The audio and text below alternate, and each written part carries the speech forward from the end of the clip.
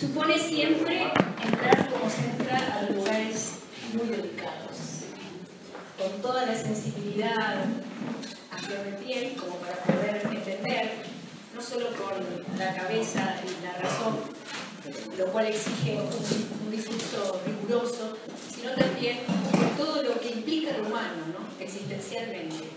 Y también implica entrar descalzos, desde donde uno quiera entrar. ¿Y por qué hablar del aborto en un espacio como la Semana de Teología? Tal vez porque una de las cosas que más nos plantea la teología es cómo vivimos humanamente y cristianamente un debate que es tan difícil de abordar. Cómo las preguntas con que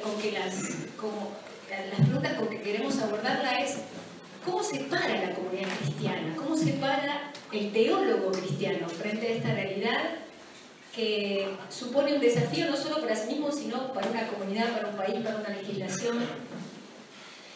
Y sabiendo que no es una problemática de nuestro país, sino que es una problemática de la humanidad hoy. ¿Qué pasa que como seres humanos, para poder abordar un embarazo no deseado, está la realidad del aborto, como humanidad? O sea, para entrar a hablar del aborto tenemos que saber que estamos entrando en una zona herida. Vieron que cuando uno entra en una zona herida, todo está muy sensible. Y ser conscientes de este contexto también nos hace entrar como tenemos que entrar, ¿no? Descansos. Es una realidad compleja. A mí no me gusta mucho hablar del aborto, porque saben que no es una... Bueno, hay temáticas en bioética donde no es, diremos, no es fácil entrar. Pero es el gran desafío. Me quedé con una frase de Mike recién, Dios hace haciendo que nosotros hagamos. Y es así. Nosotros somos los que tenemos que hacer, nosotros nos toca hablar. Este es el desafío del cristiano de este tiempo, no en Argentina solamente. Bien, para esto programé. Solamente voy a hablar media hora, me va a controlar acá. Y después vamos a alargar la compartida, porque es importante escucharnos y es importante lo que cada uno de lo suyo puede reflexionar acerca de esto. Vamos a hacer un flash biológico, un flash ético y vamos a quedarnos un poquito más en la legislación argentina y su evolución. Y por supuesto los desafíos que nos esperan frente a lo que se presenta. Bueno, yo que también trabajo en ambientes médicos, uno de los argumentos es, esto es un problema médico, ¿por qué no lo resuelve solamente el Ministerio de Salud? Esto no es un problema solo médico, esto es un problema moral, es un problema ético, una cuestión de justicia, una cuestión de valores, una cuestión del valor de la vida, una cuestión del sentido y una cuestión de humanidad, por sobre todas las cosas. Solamente para ver así un flash de lo biológico, ¿no? Lo que significa, qué hay detrás de lo que estamos hablando, a las 12 semanas, a las 14 semanas, a las 3 semanas, etc. Saber que cuando nosotros, si esto es la fase menstrual de la mujer, cuando la mujer se da cuenta que no le viene, el embrión ya tiene 15 días. Y el embarazo no se lo va a nombrar de 15 días, porque es muy difícil saber cuándo fue la fecundación, sino que se va a nombrar desde el último día de la menstruación. Por eso, cuando una mujer empieza con que ya tiene la falta, hasta que se hace el examen, ya son 15 y ya son 21 días del embrión, y del embarazo ya se va a considerar las 2 semanas anteriores, que no ovuló, porque la fecha exacta que yo tengo es la última menstruación. Por lo tanto, cuando la mujer hace el diagnóstico de que está embarazada, cuando le faltó, cuando le vino la primera falta, el embarazo ya se cursa con 5 semanas. 2 de antes de la ovulación, 2 después de la ovulación y una más o menos hasta que se hace el diagnóstico. Esto es importante. ¿Por qué es importante? ¿No? Bueno, a los 15 días, cuando ella siente la falta, el embrión ya está implantado en el útero y en esta pequeña zapatillita ya se está diseñando esto que va a ser el primer esbozo embrionario. Por eso, uno de los argumentos es una bolsita de células. ¿Bolsita de células? Sí, a las 75, a los 4 días, a los 5 días. O sea, todavía la mujer ni se enteró que no le van a venir, no le va a abrir la menstruación. O sea, puede ser, podemos decir una bolsita de células, pero fíjense, a los 7 días ya está, 7 días, 15 días, ya está esbozando. Quinta semana, que es cuando en general se hace el diagnóstico, uy, estoy embarazada. Fíjense lo que es ya el diseño de bien diseñado el polo cefálico, el ojito, la columna, el corazón latiendo a 1000 desde el día 22. O sea que antes de que la mujer, apenas la mujer ha tenido la falta, la colita que después la perdemos. Fíjense, quinta semana al principio, quinta semana al final, 7 días de diferencia. Miren cómo evoluciona. Ya se va haciendo el polo cefálico. Sexta semana, apenas sabiendo que ha quedado embarazada. Esto es hermoso porque en la panza de nuestra madre nosotros recapitulamos toda la evolución. Somos unicelulares, somos después pluricelulares, somos celenterados, tenemos membranas interdigitales, tenemos cola que la perdemos. Recapitulamos la séptima semana, octava semana, empiezan a actuar nuestras células germinales y no va a ser lo mismo un cerebro masculino que un cerebro femenino, porque sobre uno va a estar sujeto a los estrógenos y otro a la testosterona a partir de la octava semana. Novena semana de embarazo, acá, y décima, que es, fíjense lo que es son 5 centímetros. La mayoría de las legislaciones mundiales a este tamaño es cuando se pone el límite del aborto a libre voluntariedad, hasta las décimas semanas. Nosotros estuvimos hablando de 14 semanas, o sea, no conseguí uno de 14, pero imagínense que es una semana menos que ya tenemos las 16 semanas, acá hay otros métodos para interrumpir el embarazo.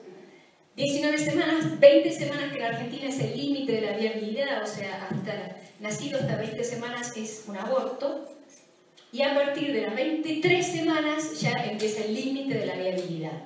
Acá ya estamos hablando de prematuros extremos, 23, 24, 30, ¿no? Y bueno, sabiendo que 40 es la semana a término, ¿no? El dato biológico. ¿Cómo interpretamos este dato biológico? Bueno, es difícil decirlo primero. ¿Qué es un embrión? ¿Es una cosa? ¿Es un ser humano? ¿Es una persona? El hecho de que sea una realidad humana, un ser humano, esto en realidad es una cosa que desde el dato biológico es algo bastante más fácil de sacar. Distinto es el poder decir es una persona. ¿Por qué? Porque al poder decir es una persona, yo le estoy adjudicando derechos de persona. Y cuando yo digo es una persona, entramos en el berenjenal, que supone definir qué es una persona. Y para esto, bueno, pues, ¿por qué? Porque nosotros debemos pasar a lo ético, Bueno, si es o no es, o está en vía de serlo, ¿qué responsabilidades éticas tenemos ante esto? Y tercero, bueno, ¿cómo lo reglamentamos jurídicamente? ¿Cómo lo traducimos en una legislación? Se dan cuenta que estos tres aspectos están íntimamente vinculados. Va a depender mucho de cómo yo conciba un objeto, una cosa, un ser humano, una persona. Es el estatuto ético, la responsabilidad que me va a suponer y, por supuesto, después, ¿con qué reglamentación? ¿A qué reglamentación quiero llegar? Bien, para responder a la primera pregunta, ¿qué es un embrión? Tenemos que tener en cuenta que habría que transitar tres escalones. Primero, que es una forma de vida humana. Segundo, que es una forma de vida humana individual. Y tercero, que es una forma de vida humana de naturaleza personal. sabiendo que sí, es vida humana, en esto diríamos hay un primer escalón que es muy fácil de llegar a un acuerdo. ¿Por qué? Y porque tiene un patrimonio genético. Ustedes saben que es un código genéticamente humano con 46 cromosomas, perteneciente a la raza humana, que salvo un accidente inevitable va a ir evolucionando hacia un ser humano. Con la importancia que tiene para nosotros lo que es el patrimonio genético. Sabiendo que el patrimonio genético es único en nosotros, se repite solamente en los gemelos monocigóticos, y que hoy se sabe que la genética no es una cosa congelada, sino que interacciona y se expresa con el medio en forma continua.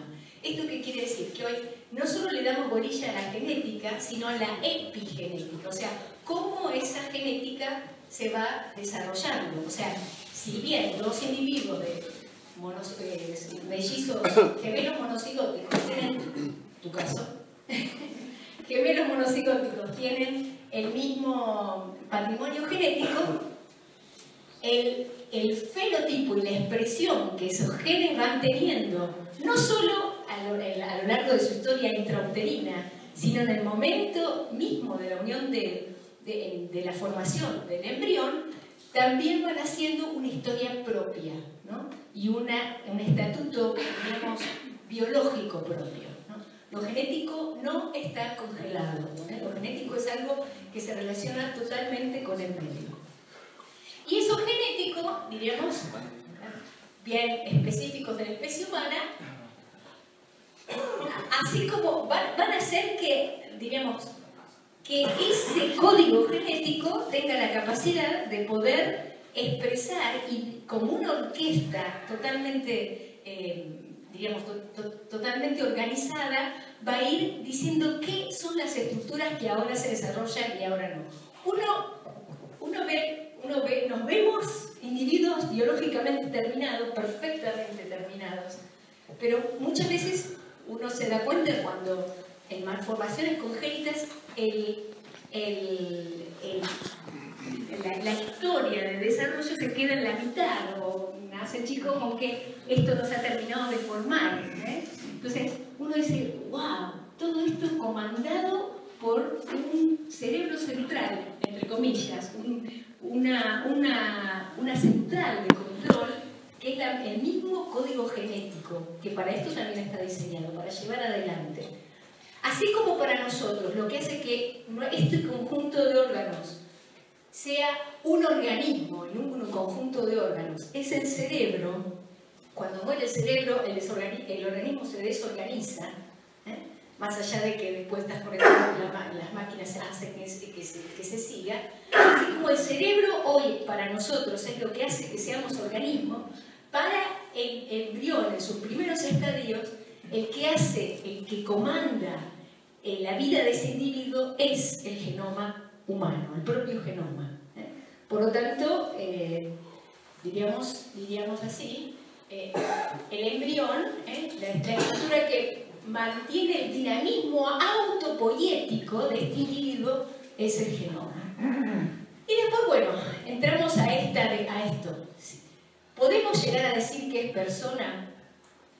Esto va a depender mucho de qué concepción filosófica, ¿no? Y por otro lado, nosotros sabemos que desde la definición clásica de Boecio a las más actuales que se están dando en el ámbito de la bioética, donde una persona es aquella que tiene racionalidad en acto, que tiene la capacidad de ejercer su responsabilidad, esos criterios de humanidad que se usan también mucho. O sea, tenemos toda una gama, ¿no? A la hora del diálogo, entrar a definir qué es una persona es, diríamos, hoy en los ámbitos reflexivos, en los ámbitos tanto filosóficos especialmente, como de las ciencias adyacentes, no es una cosa fácil, ¿no?, de poder decir. Y menos decirlo que decirlo en qué momento de esta evolución se puede adjudicar el ser persona y por lo tanto el derecho de persona. Por eso, a ver, esperen que, bueno, esto lo vamos a pasar, esto lo saben, quería pasar acá. Fíjese esto, ¿no? Porque a veces decimos de magisterio cosas que, miren, dice, el magisterio no se ha comprometido, esto es Donum Vitae 1, el magisterio no se ha comprometido expresamente con una afirmación de naturaleza filosófica. Bueno, pero él repite de modo constante la condena moral de cualquier tipo de aborto procurado. Por lo tanto, el fruto de la generación humana, desde el primer momento de su existencia, es decir, desde la constitución del cigoto, exige respeto incondicionado que es moralmente debido al ser humano en su totalidad corporal y espiritual. El ser humano debe ser respetado y tratado como persona desde el instante de la concepción. Esto es importante porque dentro de la bioética católica también hay diferentes escuelas, ¿no? Algunas avanzan un paso más. El dato magisterial en ningún momento afirma a partir de acá es persona. ¿Por qué? Porque no se quiere expresar en una afirmación de naturaleza filosófica, ¿no? Porque supone una opción, pero sí como que lo va rodeando, ¿no? Al concepto. Dice, o sea, es como persona, va a usar la tertuliana, ¿no? Diciendo, ¿cómo no va a ser persona, cómo no va a ser hombre aquello que está en camino de serlo? Es de naturaleza personal, pero en ningún momento se va a jugar con decir a partir de acá es persona. Esto, hay escuelas dentro de la bioética en que sí, dan un paso más y dicen, no, para nosotros es persona. Esto a veces, o sea, ¿por qué? Porque digamos, en este argumento también hay que ser muy delicados. No podemos jugarnos con algo que es muy difícil afirmarlo. Pero sí podemos hacer pie en esto, que decíamos, bueno, fíjense, en esto es una de las únicas cosas en teología moral en que la Iglesia en la teología moral ha sido en su tradición tuciorista. Tucior, ¿se acuerdan? En latín era lo más seguro. En otras formas, en otros ámbitos de la teología moral se razona de otra manera. Ante la duda hay libertad. Lex dubia, lex nulla. En cambio acá, ante la duda, abstente. Entonces, esa es la forma de razonar. No me juego con una definición de que sí es o no es persona, pero sí, como no sabes, el onus probandi, el peso de la prueba, es de aquel que va a atentar contra esa vida. Entonces, el hecho de que no podemos largarnos con una afirmación de que es persona o no es persona, pero debe ser cuidado como si lo fuera. Entonces, no me quedo tanto en una afirmación ontológica, paso a la afirmación ética. ¿Se entiende? Me parece que es un matiz importante porque a veces, sí, qué persona, como no sabemos, debe ser cuidado como si lo fuera. ¿Por qué? Por el continuo. ¿Qué me dice hoy que del día 14 es una cosa y al 15 dio un salto cualitativo? Entonces, esta es la posición, es el argumento más fuerte en la posición que dice debe ser respetado desde el momento de la concepción, que ahora vamos a ver que es en nuestra legislación. Que no puedo decir, el día 7 es una cosa y el día 8 cambió. El día 9 es una cosa y el día 14 cambió. Entre nosotros hay un solo momento en la evolución del embrión en que yo puedo llegar a decir antes era una cosa y después es otra, que es en el momento de lo que se llama la singamia, que es cuando el espermatozoide entró al óvulo. Tenemos varias horas como para que esos dos núcleos se reconozcan, se multipliquen, se vayan acercando, se encuentren, se dupliquen, se reciben, se abrazan, se conocen, y se hace la primera división celular. Lo mínimo que hay entre el acto sexual y esa primera división celular que constituye, va a confundir eso. Ese abrazo entre los dos núcleos que constituye la concepción propiamente dicha, hay 36 horas. Atención. La pastilla el día después. Esto es muy... Por la pastilla el día después. Una por eso, y otra porque la discusión que se viene es la de las técnicas de procreación humana. Y ya la Universidad de Comillas, o algunos otros institutos de bioética, ha tomado posición respecto a que no es el mismo nivel ético congelar un óvulo binucleado, o sea, cuando entró el espermatozoide y todavía no se unió al núcleo del óvulo, que congelar un embrión. ¿Se entiende? Sí. Por ejemplo, esto sería... ¿Por qué? Porque hay institutos, acá en Argentina hay, que por una cuestión ética prefieren congelar óvulos binucleados y no embriones. Por ejemplo, es una discusión... ¿Eso seguiría? Por ejemplo, si todavía no se unieron, ¿seguiría si se congela y después se descongela? Sí, sí, claro, por eso los congelo. Porque después los implantan. No, pero digo, dice que solamente esos que funcionaban ya cuando estaban unidos. No, porque después la atracción de los dos núcleos sigue su camino. Sí. Es como pausar una película. Exactamente, es como pasar una película. La congelación es como pausar una película. Bueno, vamos a... ¿Por qué los católicos y los cristianos nos dicen a veces están con esto del aborto y ustedes... pensábamos, y le contaba a Claudia esta mañana, y digo, Claudia, ¿dónde está esta cita? Yo decía, me parece que la carta de Dioqueto, y Claudia la consiguió. La posición frente a los hijos no nacidos es una posición que va creando identidad en la primera comunidad cristiana. Esto de, dice, igual que todos los cristianos se casan, engendran hijos, pero no se deshacen de los hijos que conciben. Esto es importante porque en el contexto en que nace la Iglesia, la primera comunidad cristiana, el contexto romano y tanto el contexto griego era una realidad totalmente distinta. El derecho romano le daba derecho al nacido cuando nacía, antes no existía, y si el padre lo levantaba en sus brazos para reconocerlo. Si el padre no se levantaba, no lo levantaba en sus brazos, quedaba como expósito, o sea, expuesto a lo que fuera, adopción, venta como esclavo o muerte, y no tenía derecho de ciudadano romano, ¿no? Y ustedes saben, bueno, los griegos, los espartanos, cuando nacía un niño que no se quería, ellos eran más prolijos, digamos, esperaban que naciera y tenían un acantilado donde los tiraban, o sea, ya se sabía que ahí era el primer registro de eutanasia neonatal. Pero, o sea, era un contexto totalmente distinto y la comunidad cristiana llama la atención que tienen hijos como todos, pero no matan a los hijos que engendran ni a los recién nacidos, ¿no?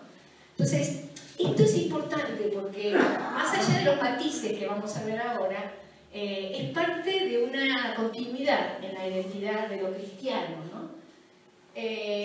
Nosotros, Argentina, un largo camino legislativo.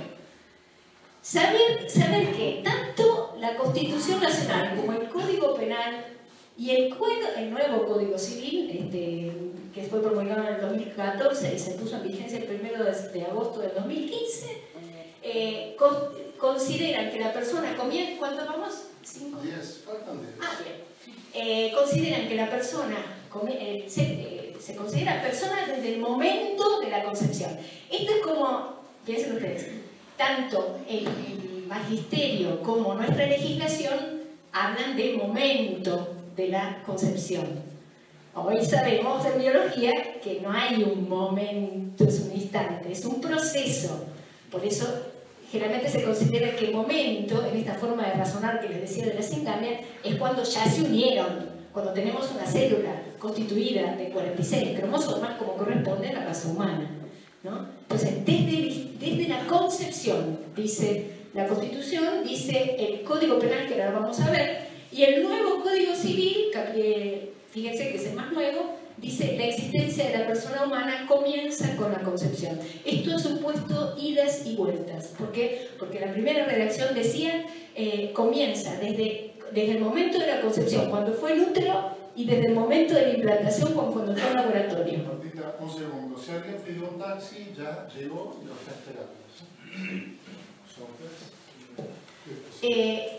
Saber que, bueno, en nuestro Código Penal, y ahora lo desarrollamos rápidamente, está dentro de, por ahora, muy bien, instaurado desde el año 1922, donde es un delito contra las personas, delito contra la vida, donde el artículo 85 se dedica a hablar de cuáles son las penas para el médico o la mujer que lo practicara, y en el artículo 86, y acá nos vamos a quedar, no, perdón, este es el 86, la primera parte, médicos, cirujanos y farmacéuticos,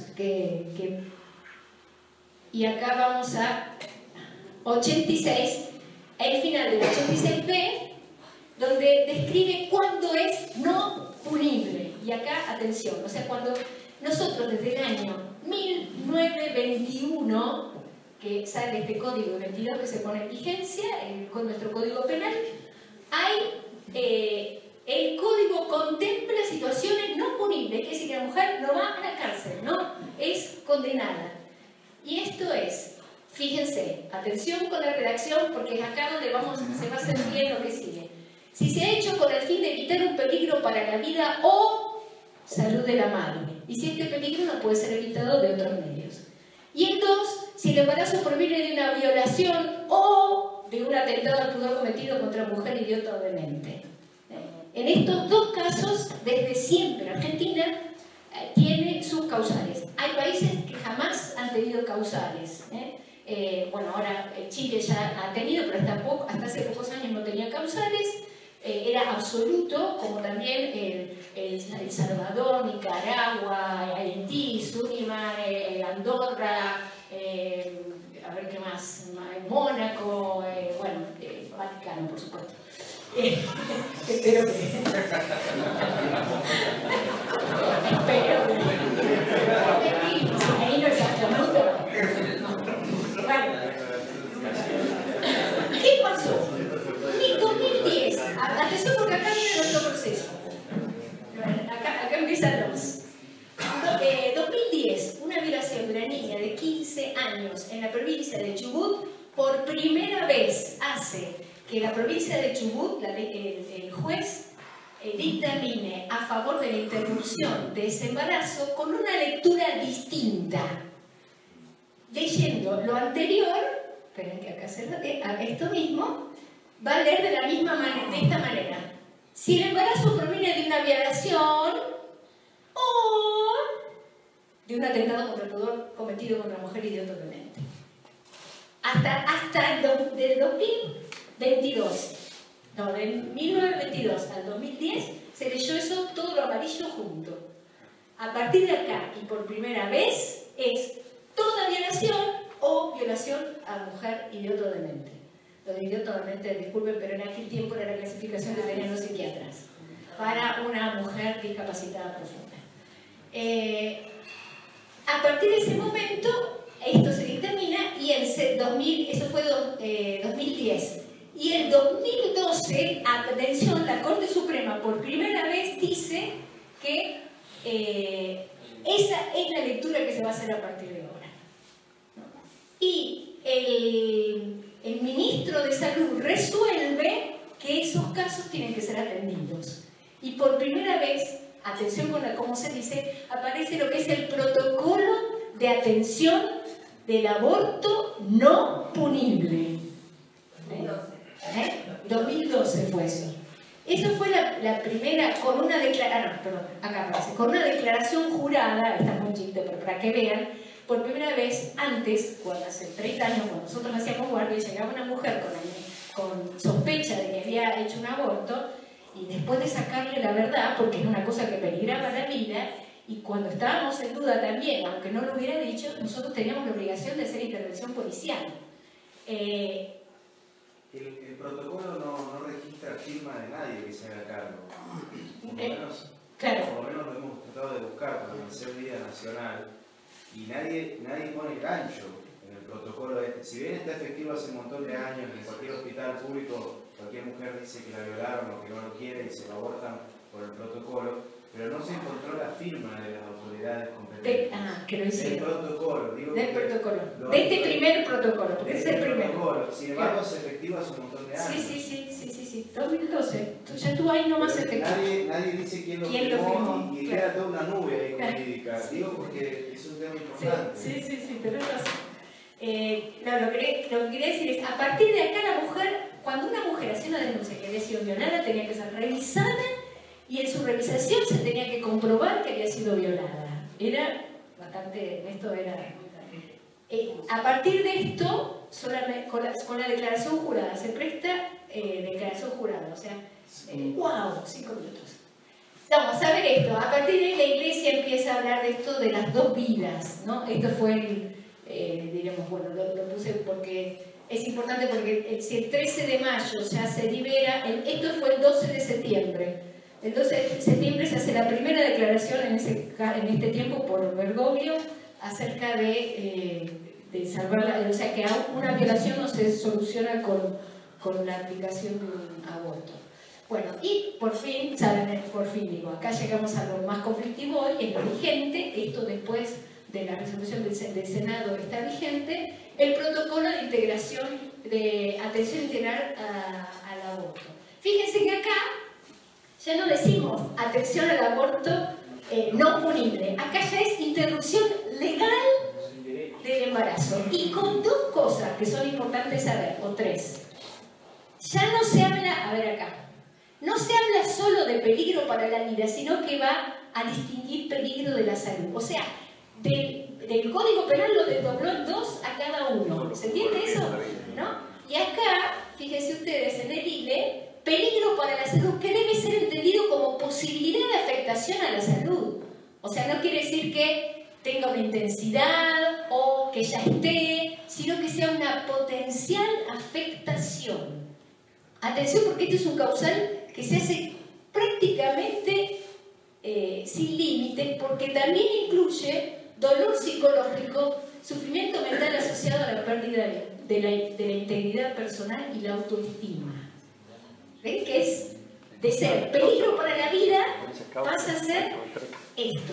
Esto es lo que hoy está vigente en los protocolos de las diferentes provincias. Hay provincias que lo aceptaron, como están, hay provincias que lo aceptaron parcialmente y hay provincias que no lo aceptaron, pero por ejemplo Catamarca era uno, ahora fuimos a dar un curso hace 3 meses. Yo dije que no porque me metí en internet a buscar, investigar y no, pero cuando llegué allá me enteré, porque también me reuní con los médicos, que ya estaba funcionando un equipo de interrupción de este protocolo, ¿no? Y ya había habido de 6 mujeres que se presentaron, 2 habían llegado a un aborto, el resto no. Bueno, es como para saber. Bueno, el concepto de peligro, bueno, esto vamos. Después, la otra temática es las menores. Una nena, una chica que ha sido violada o que ha sido abusada, puede ir por sí misma, producto de violación, y firmar sin autorización de los padres y sin ningún adulto. Por ejemplo, una de las variaciones que puso la provincia de Buenos Aires fue que esto no sea así, o sea, que sea acompañada por lo menos un mayor. Y en otra temática terrible que estamos viviendo es el de la objeción de conciencia. O sea, y la primera reacción era peor. La primera reacción decía, sean conscientes que negarse es atentar contra el bien común, ¿no? O sea, como ya parecía nazi la ley de higiene racial. Después se atenuó un poco, pero hoy está haciendo, o sea, hoy las personas que entran en el índice, en la lista que se niegan a hacerlo, no pueden ejercer cargos públicos, ¿no? O sea que, bueno, eso también limita un montón. Bueno, no, esto lo vamos a pasar. Las drogas también que se están utilizando hoy, que se están haciendo en Argentina. Saber que hay países que han implementado lo que se llama un equipo de acompañamiento, o sea, Alemania, porque ustedes saben que tienen cuando una mujer quiere hacer el aborto, tiene que pasar primero por un psicólogo, un médico, el ginecólogo y el referente religioso. Claro, acá en Argentina están haciendo servicio militar, chicos, cuando terminan de hacer todo esto. Pero bueno, es porque la razón fundada, ¿cuál es? Una interrupción del embarazo solo entra en consideración para el ordenamiento jurídico en situaciones excepcionales en que la aceptación del hijo suponga un peso tan grave y excepcional que supere el límite de lo exigible. Esto es una declaración de un abogado español, ¿no? Esto, y acá me quiero quedar. Desafíos. En primer lugar, desafíos legales, o sea, coherencia con el cuerpo legislativo. O sea, ¿qué desafíos hoy se enfrenta la temática del aborto? Ustedes saben que en una democracia la coherencia del cuerpo legislativo es fundamental, porque con eso se argumenta. Entonces, ¿qué pasa cuando el cuerpo legislativo está fracturado por la mitad? Cuando si esto que se considera una persona puede ser, su vida puede ser atentada, o puede ser interrumpida, o puede ser terminada por la sola voluntariedad de otra. Acá, fíjense ustedes que hay una gran distancia entre no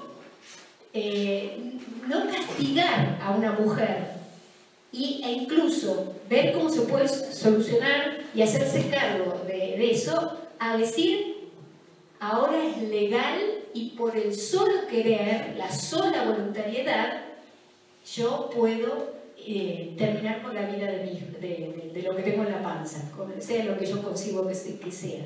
¿Se entiende que es una gran distancia?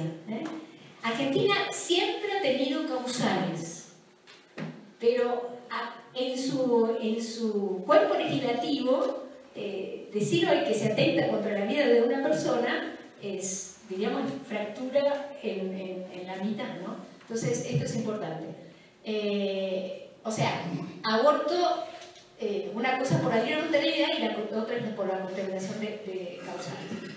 Segunda, si nosotros decimos, después que esto ya está formado, estas son 10 semanas, es muy difícil que, como hoy se trata del aborto, que es a nivel medicamentoso, o sea, con medicamentos, no se tenga que hacer también una intervención quirúrgica, ¿no? Un legrado por aspiración o por lo que sea.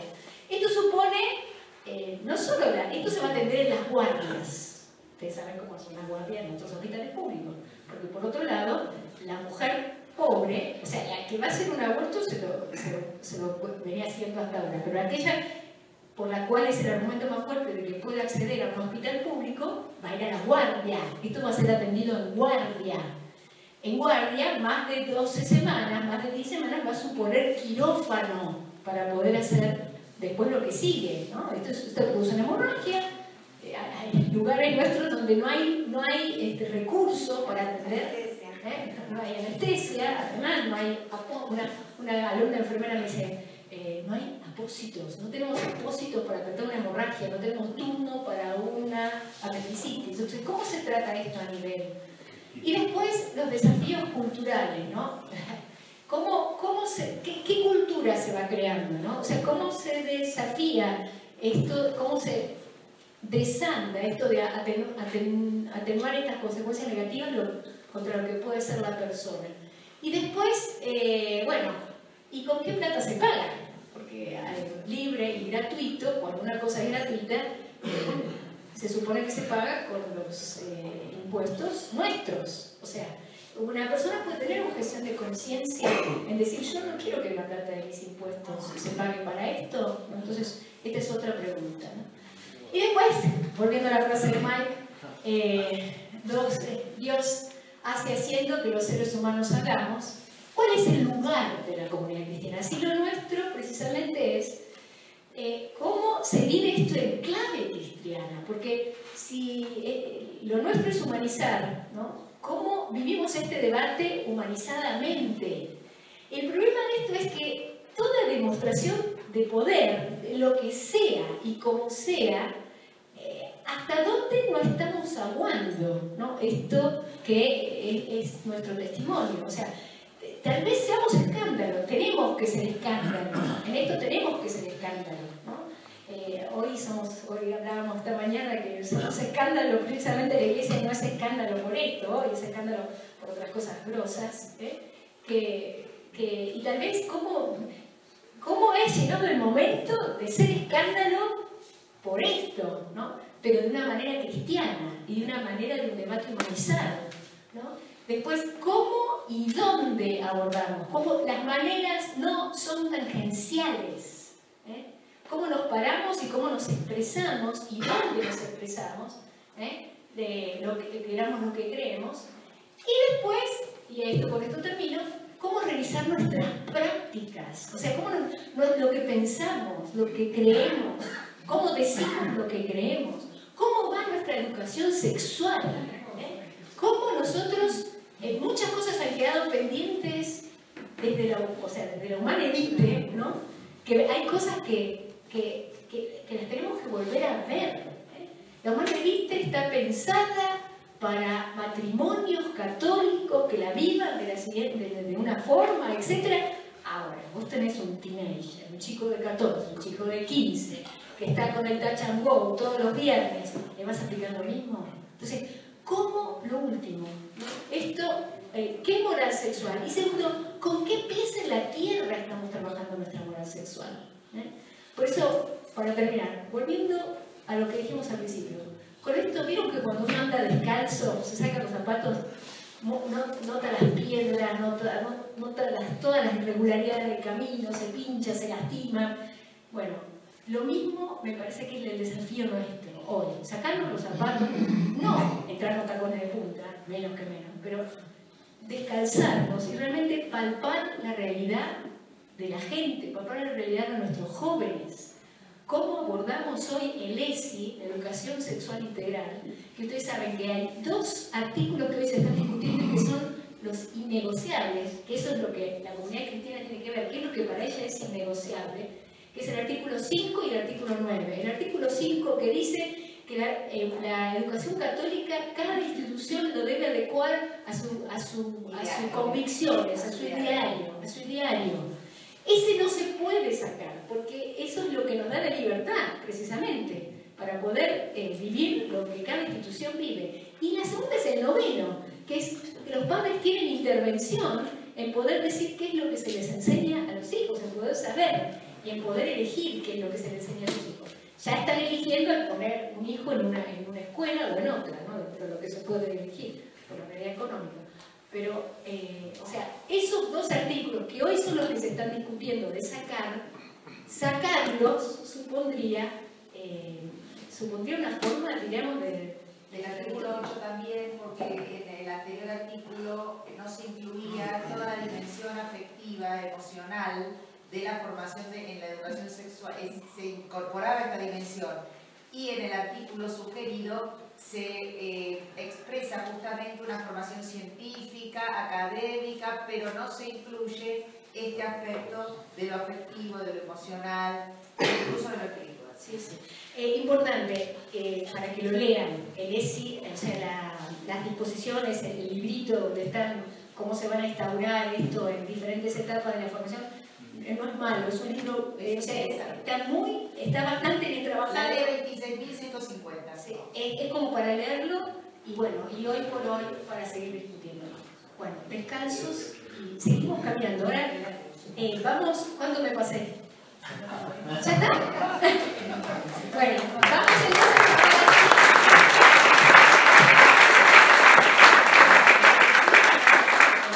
Vamos ahora sí a...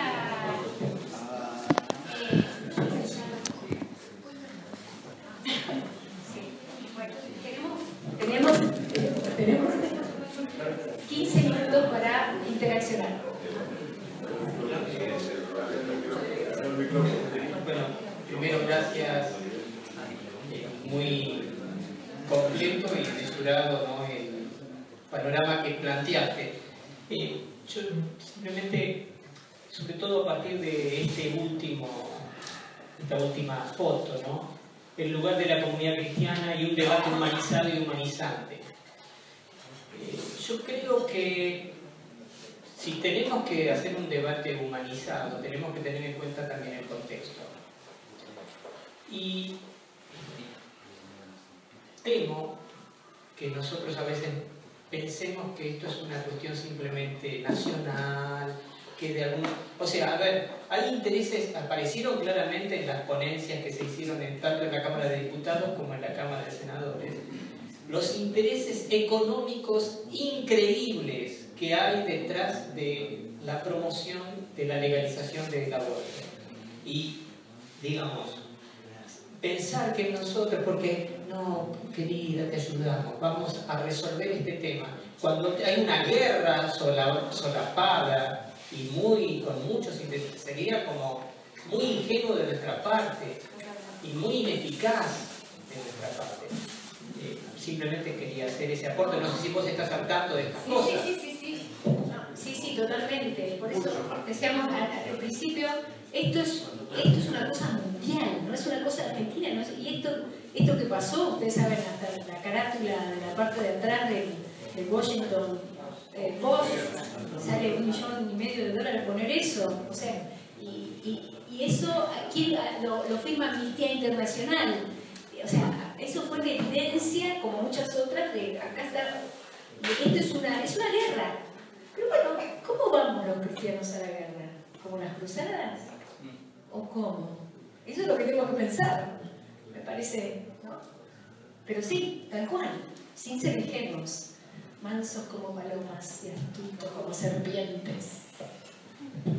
Yo con esto, el lugar de la comunidad cristiana, pensaba que también es un lugar de pedir perdón, porque digo, el aborto no punible no ha funcionado en Argentina porque la derecha católica ha hecho desastres, digamos, o sea, han ido a escrachar a la persona y lo sabemos porque conocemos los nombres, las situaciones en varias diócesis de nuestro país, digamos. Entonces, por un lado, esa ubicación que nos puso ahora en el lugar de la revancha, te cobran la revancha, digamos, ¿no? Y la otra, la educación sexual, también asumir que venimos muy tarde y que muchas trabas han sido parte de nuestra visión eclesial, a la cual personalmente no escribo, pero bueno, como comunidad cristiana tenemos que también hacer ahí una cierta revisión, de decir, hemos dejado que este camino se atrase mucho y ahora de algún modo estamos pagando las consecuencias. Entonces también en ese sentido me parece que la humildad de la comunidad cristiana es decir, no hemos dado un debate humanizado y humanizante, ahora la realidad nos lo exige y venimos medio atrasados, ¿no? También pensando nosotros, que no hemos charlado mucho en las mesas, hemos aportado poco y hemos dejado que aporte un sector de la comunidad cristiana con el que muchos no estamos de acuerdo en el modo, en la batalla, en la militancia en que se realiza. Sí, tal cual. Yo,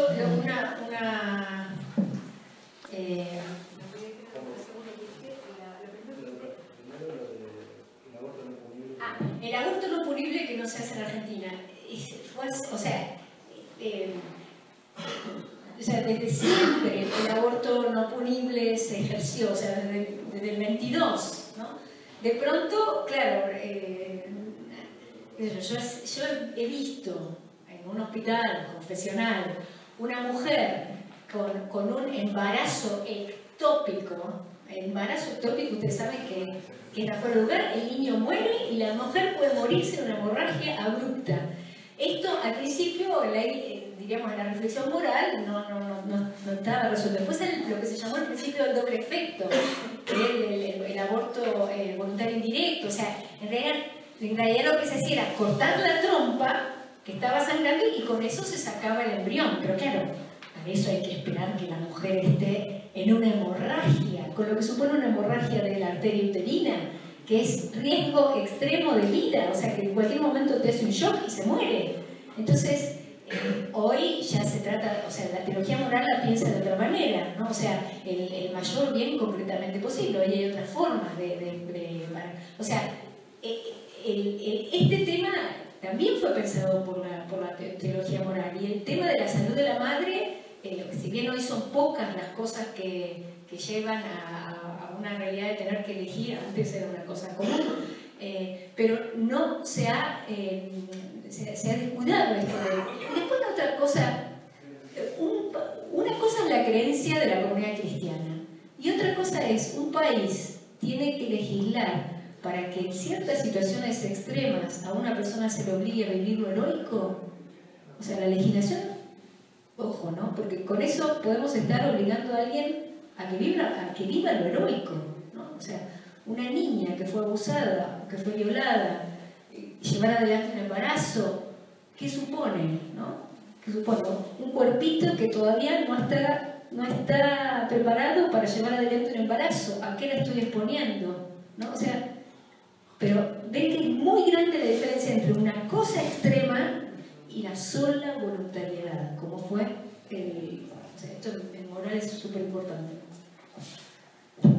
Hay un concepto que hoy está como muy de moda, no de moda, digamos, tal vez el caballito de batalla cultural más fuerte, a mi juicio, que es el de embarazo no deseado, ¿no? Con todo el peso que el deseo tiene en nuestra cultura y en la cultura argentina tan psicoanalítica. Pero, digo, ¿cómo pensás que se podría trabajar? Porque ese punto, a mi juicio, es un tema cultural que ya está perdido en el... No sé si perdido, pero fuerte. Hoy, como se puede trabajar, es con lo que hoy tenemos. Hoy no hay que llegar a un aborto. Hoy tenemos, hasta ustedes saben, en caso de violación, hay 12 horas para actuar, si uno quiere ser muy católico, ¿no? O sea, 12 horas. Si la píldora del día después se toma dentro de las 12 horas después de una relación sexual, nunca puede ser abortiva. ¿Por qué? Porque los espermatozoides, cuando entran al cuerpo de la mujer, son todavía no están capacitados.